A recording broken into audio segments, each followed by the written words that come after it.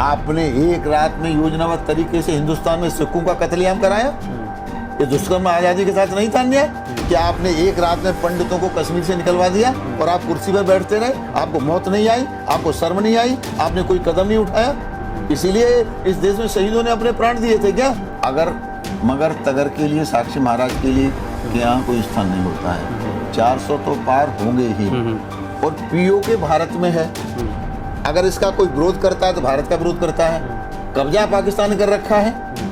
PoK का अर्थ पाक अधिकृत कश्मीर, उसके लिए हम विधानसभा छोड़ के चलते हैं, लोकसभा छोड़ के चलते हैं, तो वो हमारा स्थान है ना। आज नहीं तो कल जैसे अवसर मिलेगा प्रेम से दे दे पाकिस्तान, नहीं हमारी ताकत होगी तो ले लेंगे। तो राष्ट्र का नहीं है वो हमारा नहीं है।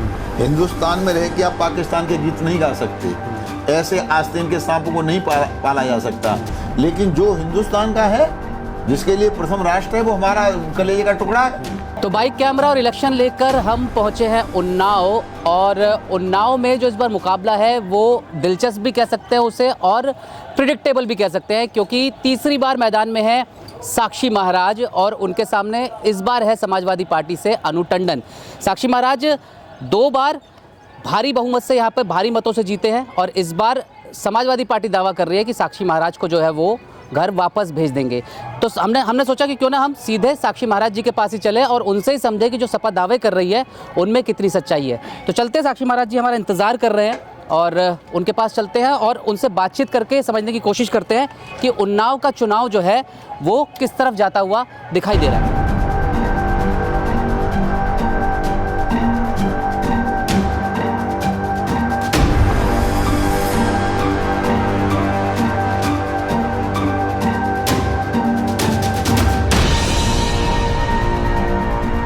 बहुत स्वागत है आपका हेडलाइंस इंडिया पर। मेरा नाम है राहुल गोयल और हम बाइक कैमरा और इलेक्शन लेकर पहुंच चुके हैं उन्नाव। उन्नाव वो सीट जिस पर पूरे उत्तर प्रदेश में सबकी नज़र है, उत्तर प्रदेश नहीं बल्कि पूरे देश भर की नज़रें भी इस सीट पर है, क्योंकि इस सीट पर डिफेंडिंग चैंपियन साक्षी महाराज जी हैं और सामने है समाजवादी पार्टी से अनु टंडन जी।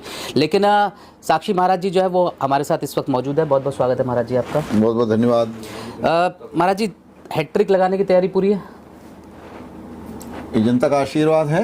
हैट्रिक तो लगे ही, और हैट्रिक नहीं लगेगी इतिहास बनेगा। इतिहास बनेगा जी। तो इतिहास तो आपने पिछली 2 बार भी बनाया था, भारी आप वोटों से जीते थे, लेकिन इस बार समाजवादी पार्टी कह रही है कि आप से यहाँ पे जनता बहुत नाराज है और इस बार जो है बदलाव हो जाएगा। अब तक के पूरे चुनाव में मुझे एक भी व्यक्ति कोई समाजवादी पार्टी के लिए वोट मांगते हुए नहीं मिला। यहाँ लड़ाई है ही नहीं, एक तरफा चुनाव है। तभी मैंने कहा कि उन्नाव ऐतिहासिक भूमि है, यहाँ की जनता बहुत ही समझदार है, शुद्ध मतदाता है। 2014 में चुनाव लड़ने आया था, उन्नाव मुझे नहीं जानता था, मैं उन्नाव को नहीं जानता था और 3,16,000 वोट के अंतर से मुझे जिताया था। लोग कह रहे थे जमाने जब्त होकर बाबा यहाँ से भाग जाएंगे। 19 में भी विरोध था, तो भी 4,01,000 वोट के अंतर से मैं यहाँ से जीता था। उत्तर प्रदेश में जो सर्वाधिक वोटों से 4 सीटें जीती थी, जिसमें माननीय मोदी जी की, जनरल वीके सिंह की, एक आगरा की, उसमें एक उन्नाव थी।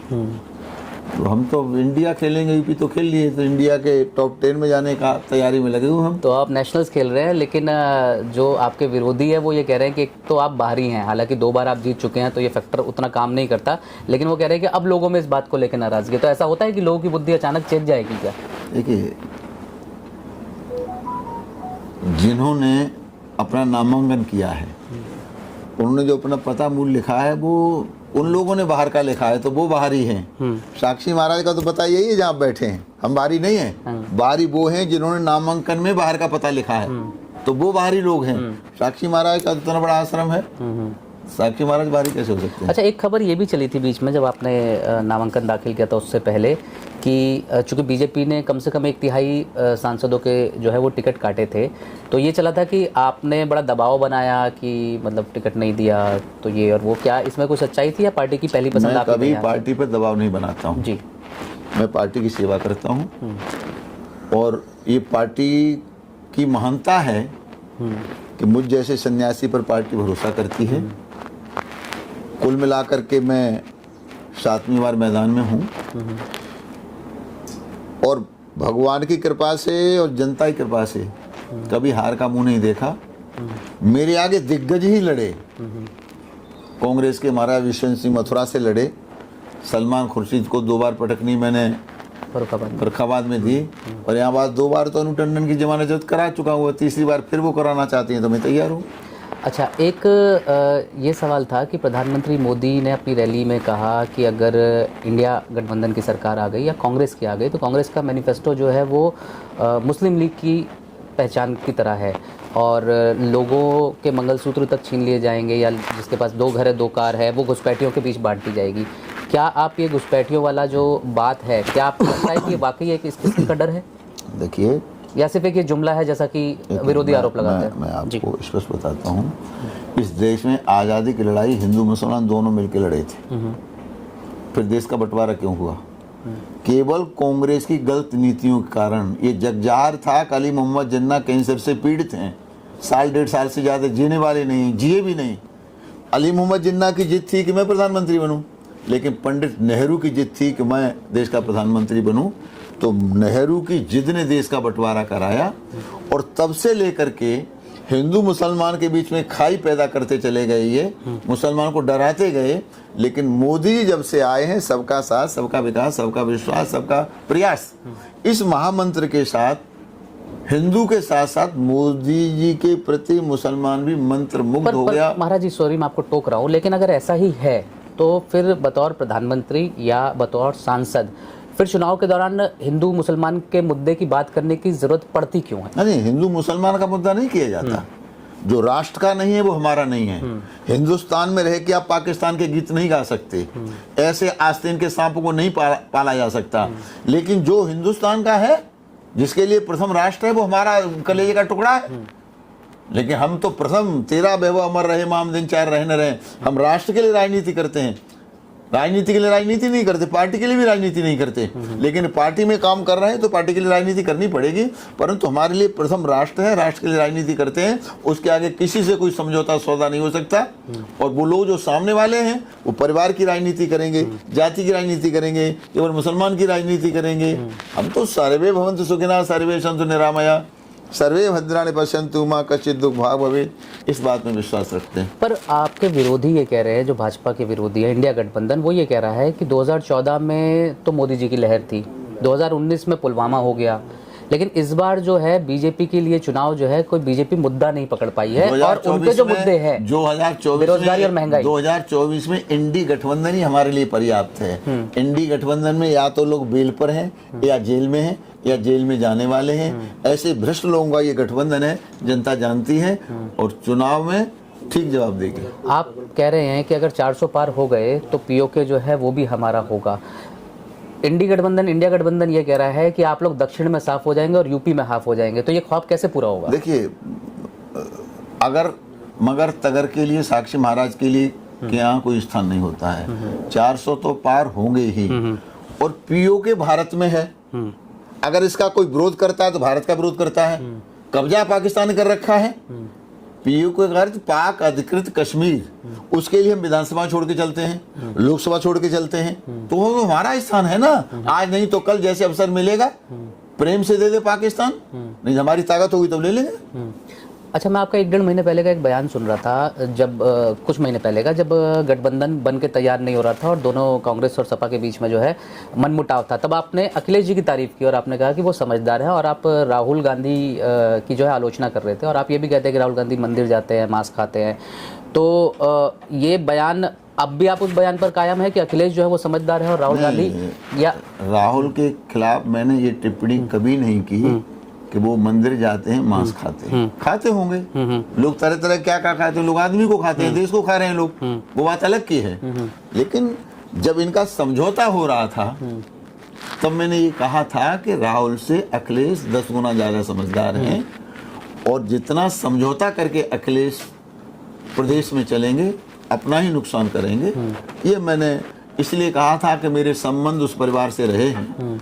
माननीय मुलायम सिंह ने जाते जाते शरीर छोड़ने से पहले अखिलेश का हाथ मेरे हाथ में दिया था और कहा था कि अगर राजनीति करनी है तो साक्षी महाराज का मार्गदर्शन लेते रहना। अब उन्हें आवश्यकता नहीं है, तो इसमें मैं क्या कर सकता हूँ।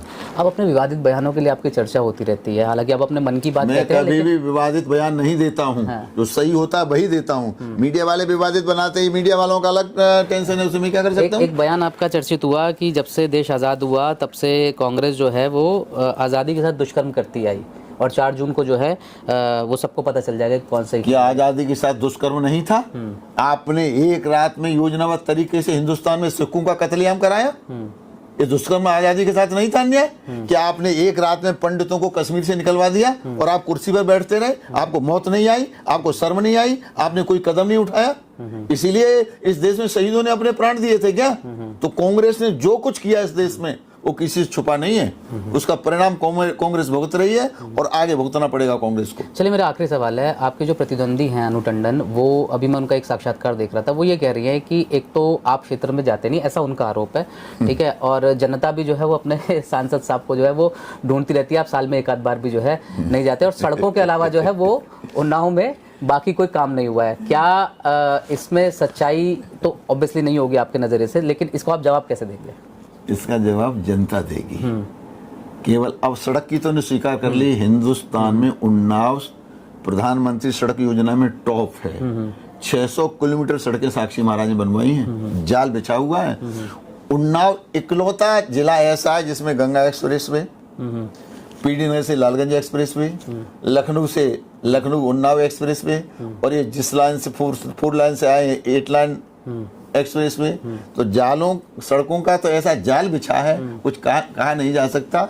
इसके अलावा भी जितने काम योजनाओं के हैं, अगर मैं आपको गिनाने लगूंगा तो बहुत बड़ी कथा हो जाएगी।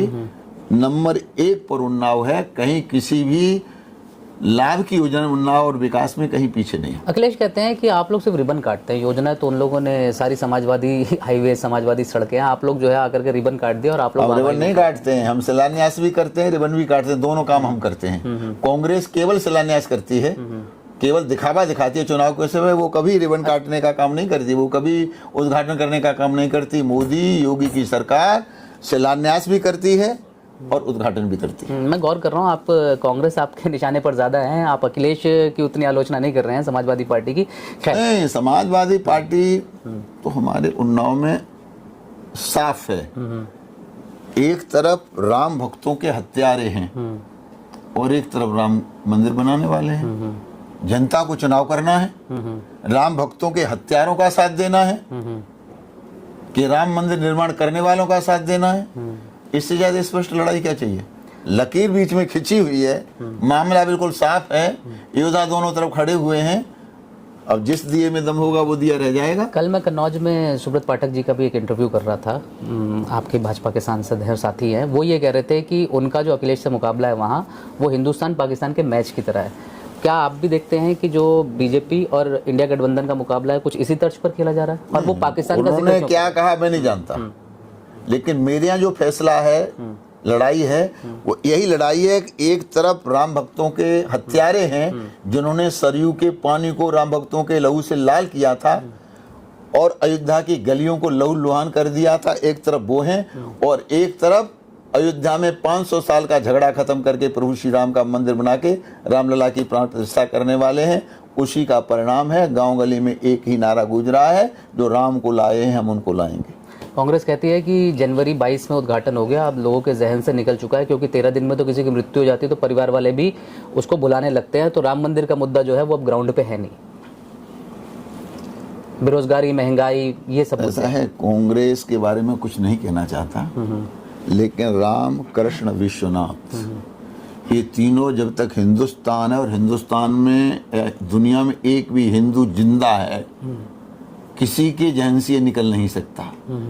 मूल है सनातन धर्म का, हिंदू धर्म का, राम, कृष्ण, विश्वनाथ। उनके लिए कोई होंगे? अब विदेशी मूल की महिला से पैदा हुआ राहुल गांधी, भारत की संस्कृति को क्या जाने, जो जौ और गेहूं की बाल का अंतर नहीं समझता है, जो इधर से आलू डालो उधर से सोना निकलेगा। वो तो कहते हैं उनका बयान आप लोगों ने गड़बड़ कर दिया। 7 दिन में एक औरत बच्चा पैदा करती है। हाँ। मतलब 52 साल में 52 बच्चे पैदा कर देता है वो कहते हैं इतना कन्फ्यूज व्यक्ति उसके प्रश्न का उत्तर देना। वो कहते हैं आप लोगों के पास एक फैक्ट्री है जो उनके बयानों को जो है बीच में से काट के इस तरह से चर्चित कर देती है।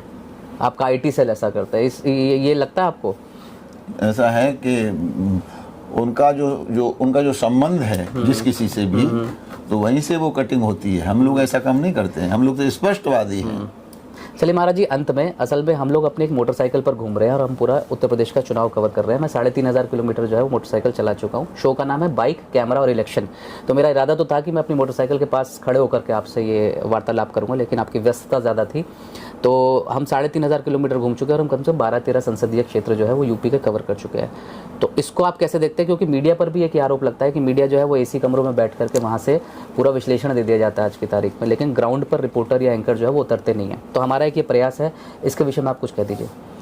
नहीं, बहुत अच्छा आपका ये प्रयास है मोटरसाइकिल लेकर के, उसको आपको जन भावना और जमीन पर क्या है ये देखने का अवसर मिलता है। तो आपका ये प्रयास, आपके चैनल का प्रयास, उसकी हम मुक्त करने से प्रशंसा करते हैं कि अच्छा प्रयास है। और अगर ये काम हमारे भी जनपद में आप कर लें कहीं जा कर के, तो हमें और अच्छा लगेगा। कहीं आपके ढूंढने से सपा नहीं मिलेगी, बसपा नहीं मिलेगी, भाजपा भाजपा, मोदी मोदी मोदी। मैं इतना बड़ा नेता हूँ, उसके बाद भी मैं भी मोदी के 10 वोट कटवाना चाहूँ, नहीं कटवा सकता। जनता के दिल में मोदी जी बैठ गए। अच्छा, वो यही कहते हैं। अब मेरे को एक सवाल और बढ़ाना पड़ेगा। वो ये कहते हैं कि मोदी जी ने इस चुनाव को ना प्रेसिडेंशियल इलेक्शन बना दिया है। सांसदों के नाम पे वोट नहीं पड़ता है और जो पड़ता भी है वो सिर्फ मोदी जी के नाम पे पड़ता है। जो प्रतिनिधि है उनको तो कोई पूछता ही नहीं है। वो मोदी के नाम पर नहीं, मोदी के काम के नाम पर। सबका साथ, सबका विकास, सबका विश्वास। कांग्रेस को चुल्लू भर पानी में डूब के मरना चाहिए। उनका प्रधानमंत्री कहता था हम 1 रुपया भेजते हैं 15 पैसा पहुंचता है, 85 पैसा भ्रष्टाचार की भेंट चढ़ जाता है। मोदी है 56 इंच के सीने वाला, जो 2000 रुपए के लिए बटन दबाता है सीधे खाते में 2000 रुपए जाते हैं। तो जनता तो अभिभूत होगी, जनता के दिल में तो मोदी निवास करेंगे। जब आप ये कहते तो फिर वो ये कह देते हैं कि भैया आप लोग इलेक्टोरल बॉन्ड का जो है डेटा क्यों नहीं जारी कर रहे थे? तो ये बड़ा नहीं, देखिए दोनों बातें अलग अलग हैं। नहीं, भ्रष्टाचार इधर की बात मत करिए। बता काफिला लुटा कैसे? तो देश की स्थिति कांग्रेस ने की, हमने तो नहीं की। एक दिन ऐसा भ्रष्टाचार में इतने डूब गए थे कि सारे कैबिनेट मंत्री तिहाड़ जेल में बंद थे। तो उनकी बात करो ना तुम। कहाँ इलेक्ट्रल बॉन्ड लेकर के आ गए? फिर जनता के ऊपर कुछ छोड़ो, तो फिर तो हवाएं ही करेंगे रोशनी का फैसला। जिस दिए में दम होगा वो दिया रह जाएगा। चलिए, बहुत बहुत शुक्रिया साक्षी महाराज जी। तो जो साक्षी महाराज जी कह रहे हैं कि आप ग्राउंड पे उतर करके नब्ज देखिए, तो ये काम हम तुरंत करेंगे जैसे हम इस साक्षात्कार से फ्री होते हैं। लेकिन अगर आपको ये इंटरव्यू पसंद आया तो आप हेडलाइंस इंडिया को सब्सक्राइब जरूर करें, बेल आइकन दबाएं ताकि आपको नोटिफिकेशन मिल पाए, और कमेंट करके हमें बताएं कि आप और किस तरह के इंटरव्यूज़ हमारे चैनल पर देखना चाहते हैं।